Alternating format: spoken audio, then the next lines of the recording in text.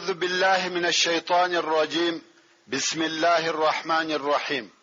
إن الحمد لله نحمده ونستعينه ونستغفره ونعوذ بالله من شرور أنفسنا وسيئات أعمالنا.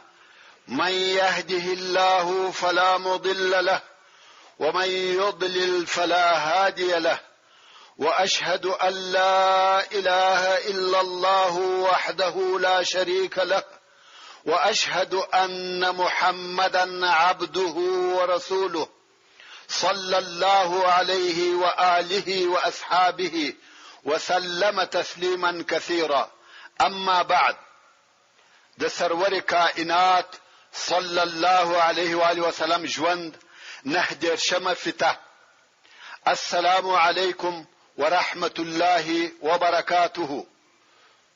محترم ورونو، په تیره 8 فتح کې موږ د هغه ډلو حالات بیانول چې مدینه منورې ته د اسلام راوړلو د پاره ورتلې، او اوس هم هغه بیان ادامه لري. ورونو، د ډلو په جمله کې یو وخت یو اعرابي ورسول الله صلی الله علیه و آله وسلم ته راغلی چې د سر د وریښتانو څخه دوه اوږدې کوڅې جوړې کړې وې. ورسول الله صلی الله علیه و آله وسلم ته ویل: یا رسول الله، په هغه الله پوښتنه درڅخه کوم چې مځکه، اسمانونه او غرونه پیدا کړی دي. آیا الله امر کړی چې موږ باید په یوه شپه او ورځ کې 5 منځونه ادا کړو؟ رسول الله صلی الله علیه و آله وسلم وفرمایل: هو. دغه سړي پر دغه طریقه د لمانځه، زکات، روژه، حج او د لویو ګناهو پوښتنه وکړه. رسول الله صلی الله علیه و آله وسلم په دغه شیانو خبر کړي. نو اعرابي ویل: یا رسول الله، کما دغه کارونه وکړه، یعنی دغه فرائض می ادا کړه، جنت ته داخليږم؟ رسول الله صلی الله علیه و آله وسلم وفرمایل: هو. کدی فرائض ادا کړه او کبیره ګناهونه دې پریښول، جنت ته داخليږي. اعرابي ویل: والله تر دغه زیات نور شي نه کوم، یعنی نفلونه او نور ثوابي کارونه نسته، فقط دغه فرائض ادا کوم او جنت ته داخليږم. او سړی رهیسو.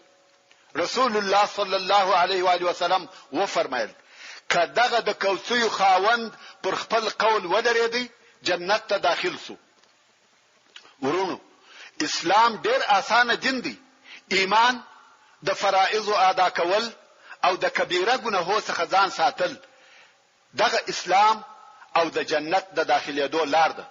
نور ټول عملونه نفل، ثوابونه او درجې دي. د مسلمان انسان څخه فقط دغه درې شی غوښتل کیږي: صافه او سالمه عقیده، د فرائض ادا کول، د کبیره ګناهو څخه ځان ساتل او جنت ته داخليده. ورونو، نجران یو لوی ښار دی چې د مکه مکرمه څخه د یمن و طرف ته 9 منزله لري دی، چې په هغه وخت کې درو او یا کلی درلوده او 1 لک جنگي لشکرې درلودي او دین یې مسیحیت وو. نجران د درو نفرو د طرفه اداره کېدی، یا دا چې 3 نفر یې مشران وو. یو ته عاقب ویل کېده چې حکومت او امریت د پلاس کې وو او نوم یې عبدالمسیح وو. بل ته سید ویل کېده چې سیاسي او ثقافتي کارونه د اداره کول او نوم یې شرحبیل وو. دریم یې اسقف وو چې دینی مشرتوب او روحاني قیادت د په اختیار کې وو او نوم یې ابو حارثه ابن علقمه. رسول الله صلی الله علیه و آله وسلم یو رساله و نجران ته ولېږل چې په هغه لیک کې د نجران و خلقو ته دغه درو شیانو په باره کې اختیار ورکړل شوی وو: یا اسلام، یا جزیه، یا جنگ. څرنګه چې د نجران خلق نصارا و، نو په دغه دینی کارو کې د دوی مشر اسقف وو. اسقف هغه لوی عالم ته ویل کیږي. نو د رسول الله صلی الله علیه و آله وسلم رساله و اسقف ته ورول سو. څرنګه چې اسقف عالم وو او دا ورته معلومه و چې یو نبی پاتې دی او ویل د چې د هغه پات نبی ټول علامه پر محمد صلی الله علیه و آله وسلم مطابق او برابر دي و بیره دي.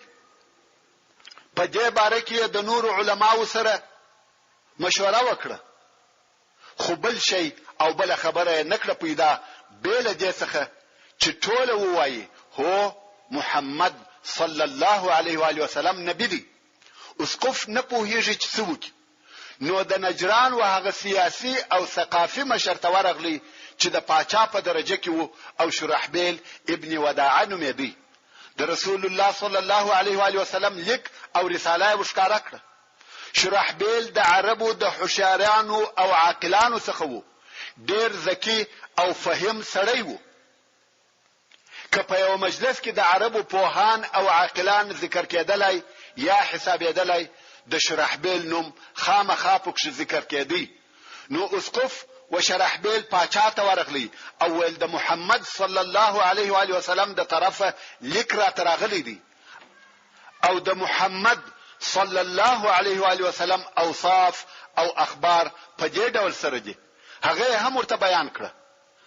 اول مشته په انجیل کې هم داسې معلومات شته چې یو نبی پاتې دی او هغه نبی به د اسماعیل علیه السلام د اولاد څخه وي او محمد صلی الله علیه و آله وسلم هم د اسماعیل علیه السلام د اولاد څخه دی او د اسماعیل علیه السلام اولاد تر دغه د مخه هیڅ د نبوت دعوه نه ده کړې. اوس موږ څه وکړو؟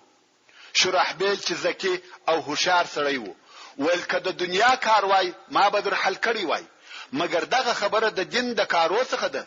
زه نه پوهېږم، ته عالم یې، ته د خپل رائے او نظر راته وای. اسقف او پاچا دواړه په فکر کې دي. بیا یې هغه خپل سورناوي چې ناقص ورته ویل کیږي وژغولې او اورونه بل کړه چې دا د دوی د قوم د جمع کېدو او راټولېدو د پاره علامه او امر وو. نجران ټول ورته راټول سو چې په هغه وخت کې 100,000 نفر و. اسقف ولاړ سو او خلقو ته حال وای چې د محمد صلی الله علیه و آله وسلم د طرفه یو رساله را تراغلی ده او وایي چې زه نبیم او ټول علامه هم داسې دي چې هو د نبی دی. ستاسو په دې باره کې څه فکر او نظر دی؟ خلق ورته ویل دا شی ستا کار دی، ته معلم مشر او حبر یې، کومه فیصله چې ته کوې موږ ستا سره هغه تاییدوو او ستا سره یو. اسقف په حیرت کې دی چې اوس څه وکم، ټول ازما پر غاړه را اچوي. بیا یې پر دې اتفاق وکړي چې د علماو او مشرانو یو ډله به جوړ کو او مدینه منورې ته ولاړ شي. هلته به د محمد صلی الله علیه و آله وسلم سره ملاقات وکړي او بیا به ګورو چې څه نتیجه راوځي. نو یو ډله جوړ کړه چې 80 نفر پکښې و چې په هغو کې 40 نفر اشراف او مشران دي چې دغه 3 نفر پاچاهان او امیران هم پکښې و. د دې لپاره چې د دوی درجه او مقام لوړ ښکارا سي نو یې هغه خپل بهترین او شکالي چې د ورېشمن ټوکر څخه و او د زرو کار پر سوی وو واغستل. خیر مدینه منورې ته ورسېده او مسجد نبوي ته ور داخل شو. رسول الله صلی الله علیه و آله وسلم ته سلام وای. رسول الله صلی الله علیه و آله وسلم د دوی د سلام جواب نور کوي، دوی خبري ورسره کوي. رسول الله صلی الله علیه و آله وسلم یې د خبرو جواب نور کوي. د ډلې خلق په حیرت کې دي چې څه وکړي. د مسجد څخه ووتل، هلته د باندې مشوره سره وکړه چې څه وکړو. ویل بیا به ورس. دوهم وار بیا مسجد ته ورغله، بیا هم رسول الله صلی الله علیه و آله وسلم خبري نور سره کوي. دوی بیرته د مسجد څخه ووته. حضرت علی رضی الله تعالی عنہ یې ولیدي. دوی ورته ویل ته د رسول الله صلی الله علیه و آله وسلم ملګری یې، زموږ سره ولې خبرې نه کوي؟ د نور ټولو ډلو سره خبرې کوي بیل موږ څخه.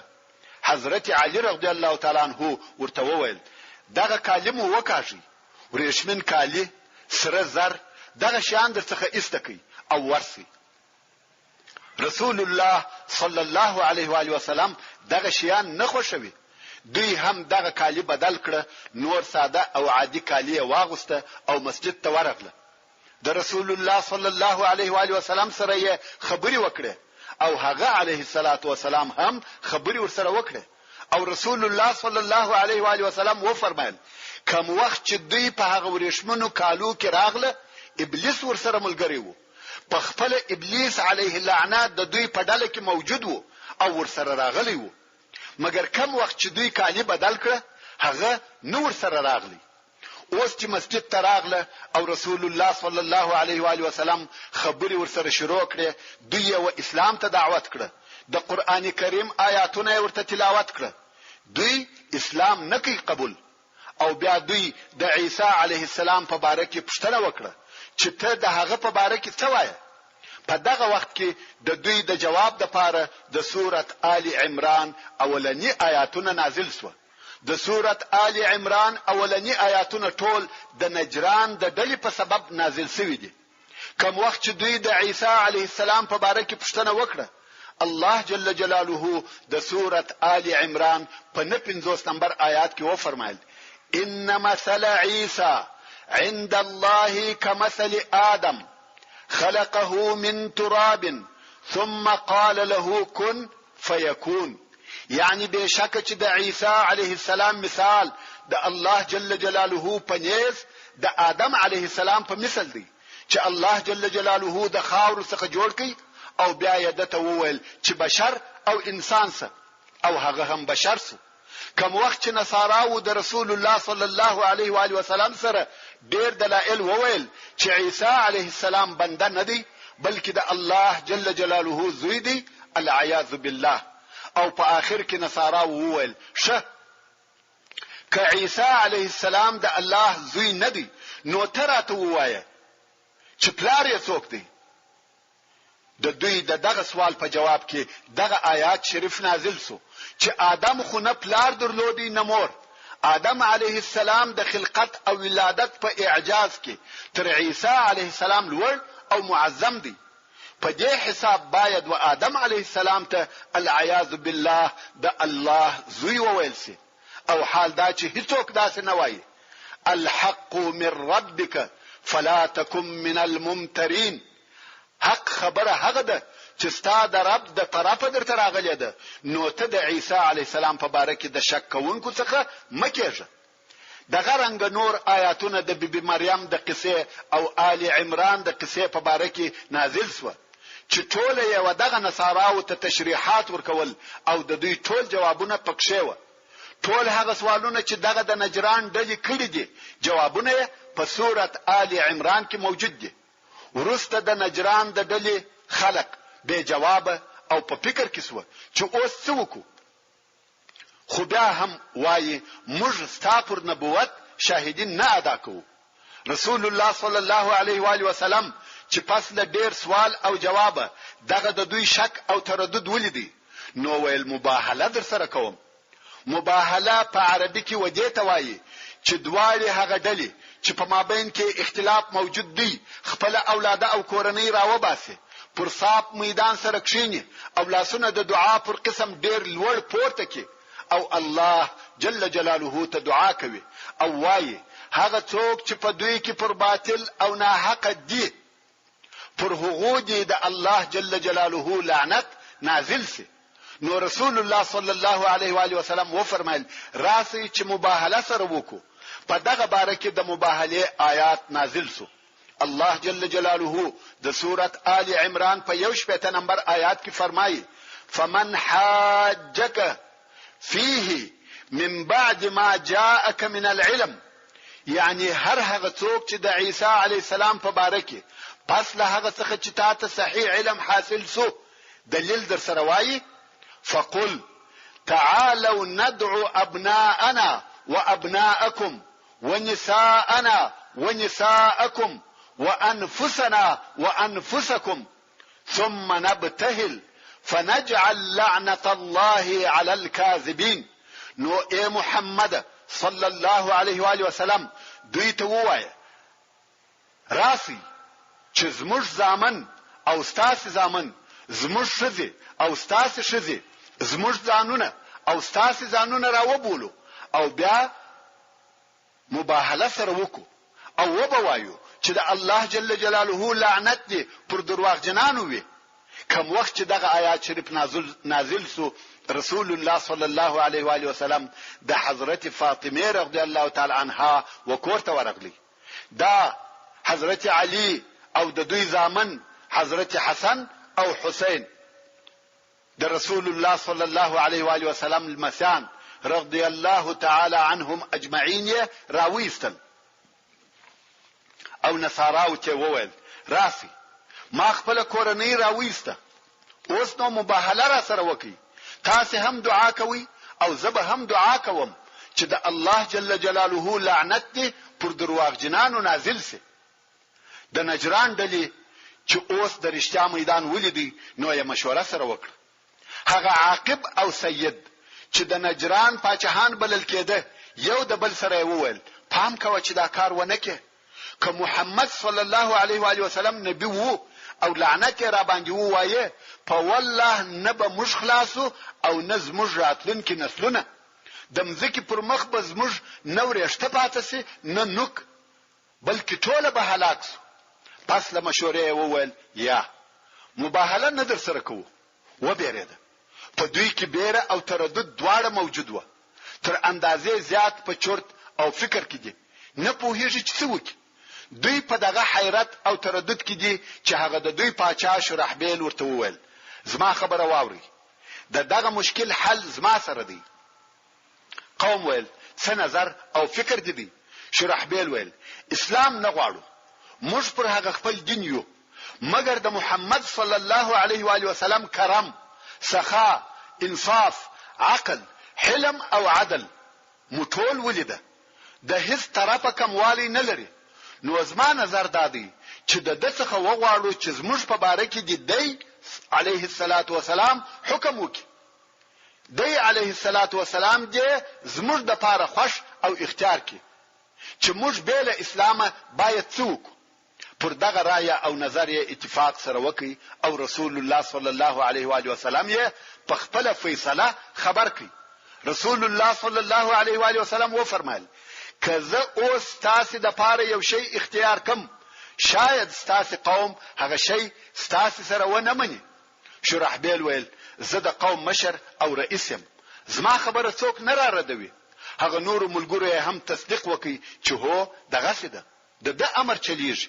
رسول الله صلی الله علیه و آله وسلم و فرمایل چې تاسو د اسلام څخه انکار وکي زه د جزیه حکم در باندې کوم. موږ مسلمانانو ته به جزیه راکوي. دوی هم جزیه قبول کړه. نو نجران د اسلام د حکم تابع سو او جزیه ورکول. خو بیا په ورسته کې قرار اسلام پکښ نشریدي او ټول نجران مسلمان سو. دا و اسلام ته د نجران د خلقو د داخلي دوه قصه. ورونو فروه ابن عمرو د روم په لشکر کې یو عربي قومندان وو او د روم د طرفه د هغه لشکرو امیر او حاکم وو چې وروم ته نږدې په عربي مځکو کې لکه معان او د هغه په شاوخوا کې پرته وي. پس له هغه څخه چې فروه د مؤته په جنگ کې د مسلمانانو شجاعت او صداقت، همت او مړانه ولیده، مسلمان سو. او بیا یې رسول الله صلی الله علیه و آله وسلم ته یو قاصد د دې لپاره ورولېږي چې د په اسلام یې خبر کړي. او رسول الله صلی الله علیه و آله وسلم ته یو غاتره په هدیه او سوغات کې هم ورولېږل. کوم وخت چې د روم حاکمان د فروه په اسلام خبر سو نو یې دی ونیوي او بندي کړي او بیا یې اختیار ودته پریښاوه چې یا به د اسلام څخه اوړي مرتد کېږي به یا دی وژنو. خو فروه رضی الله تعالی عنہ مرګ تر ردت خوش کی. نو یې په فلسطین کې د هغه ابو سره چې عفرا ورته ویل کېده پدار کی او سره ورپرې کی. ورونو تاسو ودغه خلق ته وګوري چې د اسلام د پاره تر ولایت او قومندانۍ تیرېده او مرګ یې قبلاوه. خو نن ورځ په مسلمانانو کې داسې کسان هم پیدا کیږي چې د یو څو ورځو موقتی چوکۍ یا کرسۍ د پاره تر اسلام تیریږي او الهي ذلت اختیاروي. او بیا د حمیر څخه یو ډله راغله او مسلمانان سو. حمیر په یمن کې د یو ځای نوم دی.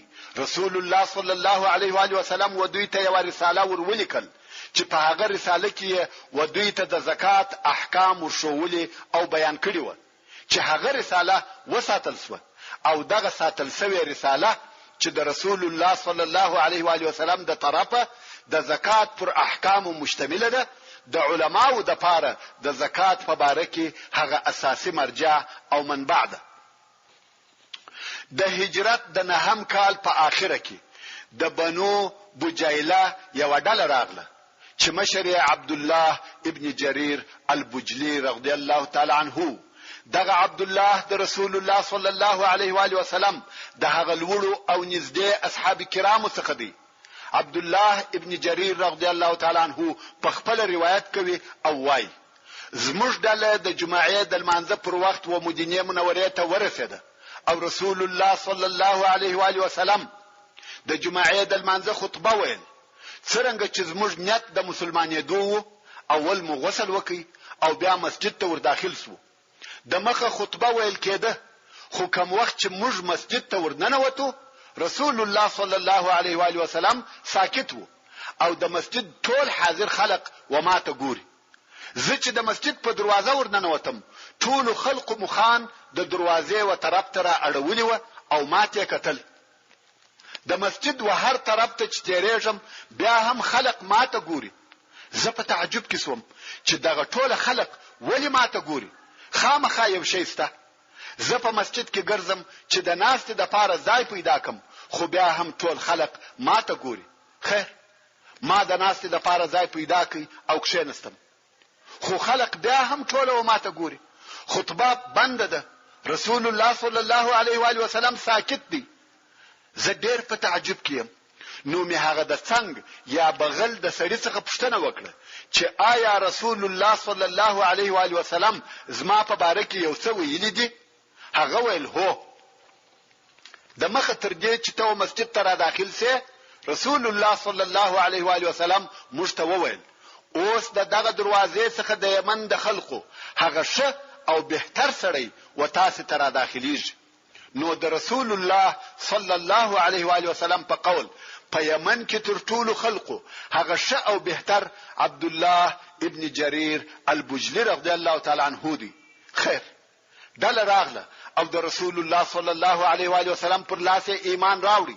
عبد الله ابن جرير رضی الله تعالی عنه دغه حدیث روایتوي چې رسول الله صلی الله علیه و آله وسلم و فرمایل اوس دغه دروازې څخه و تاسو ته د اهل یمن هغه ښه او بهترین سړی را داخليږي چې شکل یې د پاچا دی او په تقوا کې د بهترینو خلقو څخه دی. عبد الله ابن جرير رضی الله تعالی عنه د خپل ځان په باره کې وایي د کومه وخت څخه چې زه مسلمان سوم هیڅ وخت رسول الله صلی الله علیه و آله وسلم د خپل ملاقات څخه نه منع کړی نه ځنډولی یم. یعنی هیڅ وخت داسې نه ده پیښه شوې چې ما د ملاقات اجازه غوښتې وي او رسول الله صلی الله علیه و آله وسلم دی اجازه نه وی راکړي. د رسول الله صلی الله علیه و آله وسلم دروازه همیشه ما ته خلاصه و او هیڅ داسې نه ده پیښه شوې چې رسول الله صلی الله علیه و آله وسلم دی زلی دلیم او تبسم دی نه وی راته کړی. تبسم د شوندانو و بیرغه خندا ته ویل کیږي. دا د رسول الله صلی الله علیه و آله وسلم په حضور د عبد الله ابن جرير رضی الله تعالی عنه درجه او مقام. عبد الله ابن جرير رضی الله تعالی عنه ورسول الله صلی الله علیه و آله وسلم ته شکایت وکي او ویل یا رسول الله زه یو عیب یا تکلیف لرم چې پر آس ځان نسم ټینګولای. هر وخت چې پر آس پورسم رالويږم او فقد هم ډیر جګو. نو رسول الله صلی الله علیه و آله وسلم دعا ورته وکړه او وی فرمایل اللهم ثبته واجعله هاديا مهديا. وای پس له دغه ورځ څخه بیا د آس څخه نیم لویدلی. دغه د عبد الله ابن جرير البجلی رضی الله تعالی عنه قصه د فقهي لحاظه ډیره د ارزش وړ قصه ده. یو دا چې عبد الله ابن جرير رضی الله تعالی عنه د رسول الله صلی الله علیه و آله وسلم صحبت او ملاقات همیشه او بلا مانع کړی دي.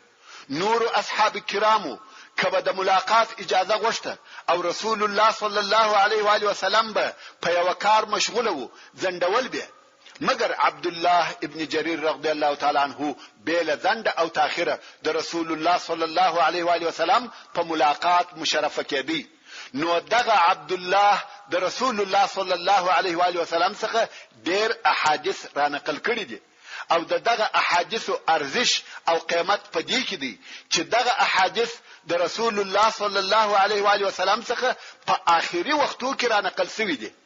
ځکه د عبد الله ابن جریر رضی الله تعالی عنه ټول احادیث د هجرت د نهم کال څخه بیا د رسول الله صلی الله علیه و آله وسلم تر رحلته پورې دي. نو بل هر حدیث چې د عبد الله ابن جریر رضی الله تعالی عنه د احادیث سره مقابل او معارض سي هغه مقابل حدیث په منسوخه کیږي. ځکه عبد الله ابن جریر رضی الله تعالی عنه په اسلام کې ورسته دی او په ورستنی حدیث سره د مخنی حدیث منسوخه کیږي. دا د عبد الله ابن جریر رضی الله تعالی عنه د اسلام قصه. د هجرت د نهم کال په آخري وختو کې رسول الله صلی الله علیه و آله وسلم خالد ابن ولید رضی الله تعالی عنه د یوې ډلې په ملګرتیا و بني الحارث ابن کعب ته ورولېږي. کوم وخت چې د مسلمانانو لشکر ورورسېدی دغه قبیله تسلیم او مسلمانان سو او بیا یو ډله ورسول الله صلی الله علیه و آله وسلم ته د بیعت لپاره راغله. رسول الله صلی الله علیه و آله وسلم و دغه ډلې ته د نور مسلمانانو په حضور ډیر شدید خبري وکړه او دغه ملاقات خبري هم شاوخوا په خلقو او قبیلو کې نشر شوه. په دغه خبرو کې رسول الله صلی الله علیه و آله وسلم و بني الحارث ته عتاب او سرزنش ورکړي او وی فرمایل ترڅو چې لشکر در نسی تاسو نه مسلمانېږئ. دوی چپو. رسول الله صلی الله علیه و آله وسلم بیا و فرمایل ترڅو چې لشکر در نسی تاسو نه مسلمانېږئ. بیا هم دوی چپو. رسول الله صلی الله علیه و آله وسلم دغه خبره څلور واره ورته تکرار کړه او وی فرمایل که خالد ستاسو د اسلام خبر نه وای راوړی په والله ستاسو سرونه به می تر پښو لاندې کړی وای. د بنو حارث څخه یو نفر چې په او هوشار سړی وو ولاړ او ویل الله او رسول الله صلی الله علیه و آله وسلم لره مننه او احسان دي. په والله نته او نه خالد وو چې موږ راوستلو بلکې هغه څوک چې موږ راوستلو هغه الله جل جلاله. رسول الله صلی الله علیه و آله وسلم و فرمایل صدقت حق دی وویل. دا خبر شاوخوا نشر سو چې رسول الله صلی الله علیه و آله وسلم د هغه کسانو سره چې مدینه منورې ته نورځي یا په خپل ور نسی نرمه او ملایمه معامله نکوي. هغه چې ناراضي د هغو سرونه تر څو لاندې کوي یعنی جزا ور کوي. دغه خبر په اوریدلو سره ټول قبیله د مدینه منورې پر طرف ورهیسوي. ځکه دا ور معلومه سو چې تر دې ورسته رسول الله صلی الله علیه و آله وسلم دغه پاته قبیلو په مقابل کې نرمي نه کوي. نو د بني الحارث د ډلې سره د رسول الله صلی الله علیه و آله وسلم شدت او د دوی مسلمانېده د نورو پاته قبیلو د اسلام راوړلو سبب وګرځېدی. همدارنګه د هجرت په نهم او لسم کال کې پرلپسې ډلې مدینه منورې ته د اسلام راوړلو د پاره ورتلې چې د سیرت په کتابو کې د اکثره قبیلو نمونه ذکر شوی او یاد شوی دي خو دلته بیانول کومه خاصه ګټه نه لري. حتی د هجرت په 11 کال کې هم ځینې ډلې مدینه منورې ته ورغلي دي. ورونو هغه ډلې چې د اسلام راوړلو د پاره دار النبوه المدینه الطیبه ورغلي دي چې د الله جل جلاله او رسول الله علیه افضل الصلاه والتسلیم د متابعت اعلان وکاوه ډیر زیات ډلې دي او هر مؤرخ د هغه ډلو څخه دون ذکر کړی دي چې هغه ته مهیا شوی دي. ما هم دغه یو څو ډلو په یادولو سره کفایت وکړي کنه په حقیقت کې دغه ورغلي ډلې ډیر زیات دي چې په بیانولو سره بحث ډیر اوږدېږي. و مدینه منورې ته دغه ډلو پرلپسې ورتګ پر دې دلالت کوي چې اسلامي دعوت او د اسلام نفوذ او سيطره پر جزيره العرب او د هغه پر شاوخوا په تماما معنا قبول او مقبول وګرځیده او ټول عربو و مدینه منورې ته د عزت او احترام په سترګو کتل او بل دې څخه یې بل لار او چاره نه درلوده چې مدینه منورې ته تسلیم نشي. نو مدینه منوره لکه د جزیره العرب مرکز او پایتخت داسې وګرځیده. مګر پر دغه ټولو سربېره یو خبره کولای سو چې اسلام او اسلامي دین د ټولو خلقو په زړه کې داسې ځای نه ونیولې لکه څنګه چې شای. ځکه هلته ډېر داسې ناپوه اعراب و چې فقط د خپل مشرانو په متابعت مسلمانان سوي و او په زړه کې هغه د چور او چپاول ژوند خوښ و. اسلامي تعالیم او قوانینو د دوی وزړو ته پوره لار نه وکړي او د دوی اخلاق په پوره ډول سره نو ور محذبه کړي لکه څنګه چې الله جل جلاله دغه قسم ځینو اعراب حال د سوره التوبه په 9 او 8 نمبر آیاتو کې بیانوي او فرمایي: الاعراب اشد كفرا ونفاقا واجدر الله يعلم حدود ما انزل الله على رسوله والله عليم حكيم. يعني ځینې صحرایي عرب د کفر او نفاق د لحاظه تر شاریانو ډیر سخت دي او د دې لپاره ډیر لائق او مناسب دي چې دوی د هغه احکام په حدود پوه نشي چې الله جل جلاله پر خپل رسول صلی الله علیه و آله وسلم نازل کړی دي او الله جل جلاله په ټولو حالاتو عالم او د حکمت خاوند دی. ومن الاعراب من يتخذ ما ينفق مغرما ويتربص بكم الدوائر عليهم دائرة السوء والله سميع عليم. او د اعراب څخه ځینې هغه کسان دي چې کوم شي چې دوی د الله جل جلاله په لار کې ورکي هغه فقط یو تاوان او جریمه بولي چې تحویل کړه او ساس مسلمانانو د پاره د ورځو د ګرځېدو انتظار کوي چې کله به پر مسلمانانو د زمانه چپه ګرځېده راسي. خود دغه د زمانه چپه ګرځېدل دي پر دوی وي او الله جل جلاله ش اوریدونکي او ډیر عالم دی. خو بالمقابل هل تبع داس اعراب هم و چې الله جل جلاله پر دوی شوی لیدي او فرمایي: ومن الاعراب من يؤمن بالله واليوم الاخر ويتخذ ما ينفق قربات عند الله وصلوات الرسول الا انها قربة لهم سيدخلهم الله في رحمته ان الله غفور رحيم. يعني ځینې د اعراب څخه بیا هغه دي چې پر الله او د قیامت پر ورځ ایمان لري او هر هغه شی چې دوی د الله جل جلاله په لار کې ورکي هغه و الله ته د نږدې کېدو سبب بولي او د رسول الله صلی الله علیه و آله وسلم د دعا سبب یې بولي. يعني په دغه خیر او صدقه سره به الله ته نږدې سو او رسول الله صلی الله علیه و آله وسلم به دعا راته وکړي. نو الله جل جلاله په فرمایي چې هو خبر اوسئ دغه صدقه او خیرات د دوی د پاره د نږدېوالي سبب دی. الله جل جلاله بجر تر جره دوی په خپل رحمت کې داخل کی. بشکه چې الله جل جلاله شبخشونکی او ډیر مهربان دی. دا خو اعراب یا صحرایي عرب و چې الله جل جلاله و دوه ډلو یا دوه قسمه ته وویشل.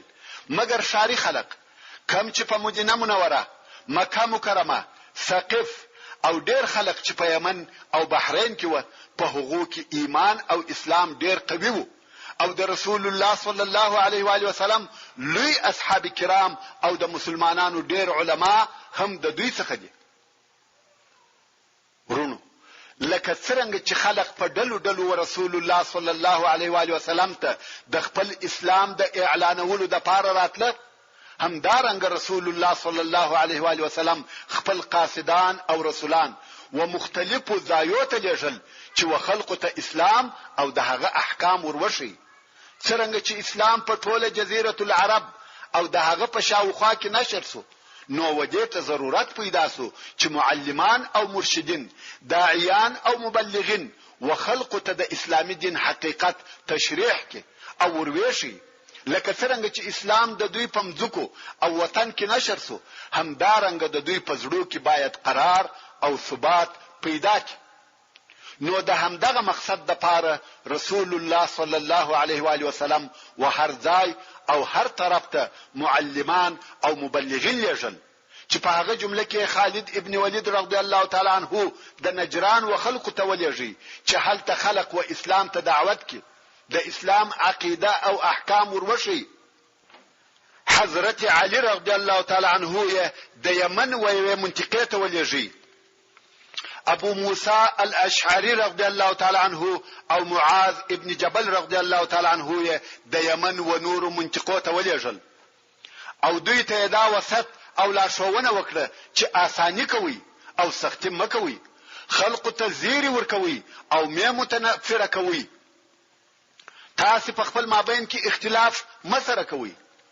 معاذ رضی الله تعالی عنه ته و فرمایل تبه وداس قوم ته ورسه چې هغه اهل کتاب دي، نو کوم وخت چې ورغله اول یې ودیته دعوت ک چې د لا اله الا الله وان محمدا رسول الله شاهدی ادا کې په دغه کار کې ستا اطاعت وکي، دغه در سره ومنل، نو بیا ورته وایي چې الله جل جلاله په یو شپه او ورځ کې پر تاسو 15 منځونه فرض کړی دي، کې دا هم در سره ومنل، نو بیا ورته وایي چې الله جل جلاله پر تاسو زکات فرض کړی دي چې د دوی د غنیانو څخه به اخلي او د دوی فقیرانو او غریبانو ته به ورکوي، کې دا در سره ومنل.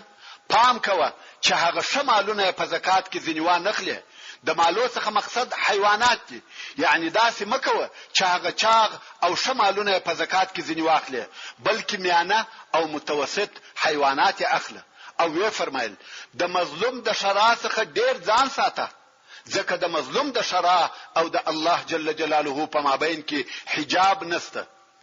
څنګه چې معاذ ابن جبل رضی الله تعالی عنه پر رسول الله صلی الله علیه و آله وسلم ډیر ګران وو، نو یې د وداع او رخصتېدو په وخت کې په غیږ کې ونیوي. امام احمد رحمه الله په خپل مسند کې روایت کوي چې رسول الله صلی الله علیه و آله وسلم د معاذ رضی الله تعالی عنه سره تر ډیره ځای پورې په داسې حال کې ولاړی چې معاذ رضی الله تعالی عنه پر خپل بوده سپورو او رسول الله صلی الله علیه و آله وسلم پیاده یا پر پښو ورسره رهیو. او بیا یې ورته وویل یا معاذ، شاید پس له دغه اوسنی کال څخه بیا زما سره ونوینه، او شاید ته دغه زما مسجد او زما قبر ته راسې. معاذ رضی الله تعالی عنه د رسول الله صلی الله علیه و آله وسلم پر فراق ډیر شدید ژړل.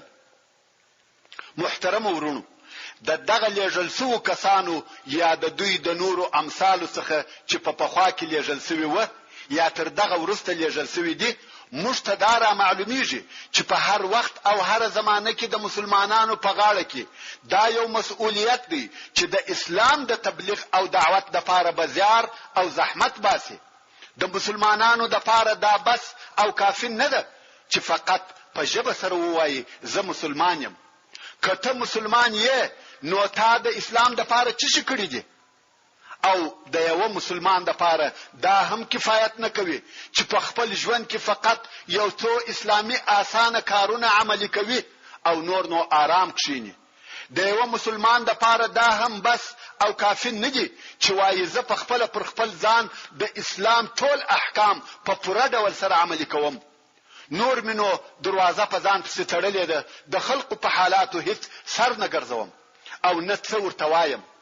تر هغو پورې د مسلمانانو د غاړې څخه مسؤلیتونه نه ایسته کیږي تر څو پر خپل ټولو اسلامي اعمالو د دعوت او تبلیغ د واجب عملي کول زیات نکي او په دغه لار کې وکولو او شارو ته سفر ونکي.